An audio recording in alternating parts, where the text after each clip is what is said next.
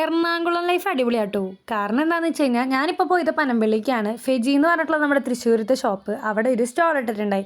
അപ്പോൾ അവിടേക്ക് ഒന്ന് ജസ്റ്റ് പോയിട്ട് വരാമെന്ന് വിചാരിച്ചു. നീ എവിടെ വന്ന മരഭൂതമേ? പെട്ടെന്ന് തന്നെ അവിടെ കയറിപ്പോൾ ഒരു ക്രിസ്മസ് വൈബായിരുന്നു. എല്ലാ സംഭവം അടിപൊളിയായിരുന്നു. കൂടെ എൻ്റെ അനിയനും ഞാൻ കണ്ടായിരുന്നു. അവിടെയുള്ള എല്ലാ സാധനങ്ങളും കുറേ എസ്തെറ്റിക് വൈബായിട്ട് എനിക്ക് നന്നായിട്ട് തോന്നിയായിരുന്നു. ഞാൻ പിടിച്ചു.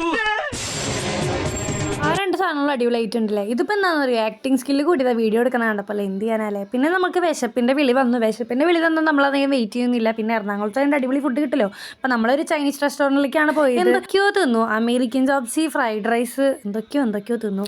സോറി, ഇവന് ക്യാമറ ഫേസ് ചെയ്യാനുള്ള കുറച്ച് ബുദ്ധിമുട്ടുള്ളതുകൊണ്ടാണ് എൻ്റെ ഫോൺ തട്ടിപ്പറിച്ചത്. ആദ്യം തന്നെ എൻ്റെ ഫുഡ് അടിയാണ് കഴിഞ്ഞത്. കാരണം ഞാൻ അത്രയും ഈ സാധനങ്ങളൊന്നും അധികം കഴിക്കത്തില്ല. പിന്നെ ഇവരൊക്കെ നല്ല രീതിക്ക് ഫുഡൊക്കെ കഴിക്കുന്നുണ്ടായി. പിന്നെ നമ്മൾ അവിടെ നിന്ന് ഇറങ്ങി വേറൊരു സ്ഥലത്തേക്ക് പോയി. എറണാകുളം ആയതുകൊണ്ട് തന്നെ കുറേ സ്ഥലങ്ങളുണ്ട് ഇവിടെ കാണാനെന്ന് എനിക്കറിയായിരുന്നു. ഈ സ്ഥലത്തിൻ്റെ പേര് ഞാൻ മറന്നു. എന്തായാലും അടിപൊളി സ്ഥലമാണ്. നമ്മുടെ തൃശ്ശൂർ വെച്ച് ഇവിടെ കമ്പയർ ചെയ്യുമ്പോൾ തൃശ്ശൂരിനെക്കാട്ടും കൂടുതൽ കടകളൊക്കെ രാത്രി ഓപ്പൺ ആയിട്ടിരിക്കുന്നത് ഇവിടെയാണ്. ഒരു സ്ഥലത്ത് പാട്ട്, ഒരു സ്ഥലത്ത് ഡാൻസ്.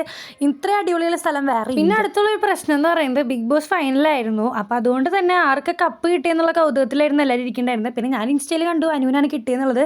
അത് ഭയങ്കര ഷോക്കിംഗ് മൊമെൻ്റ് ആയിരുന്നു. പിന്നെ അതിനെക്കുറിച്ചുള്ള വിവാദങ്ങളായി. അവൾക്ക് കിട്ടാൻ പാടില്ലായിരുന്നു, അവൾ അങ്ങനെയാണ്, അവൾ ഇങ്ങനെയാണ്, എന്തൊക്കെയോ പറഞ്ഞു. അങ്ങനെ ബിഗ് ബോസ് ഇന്ന് തീർന്നു.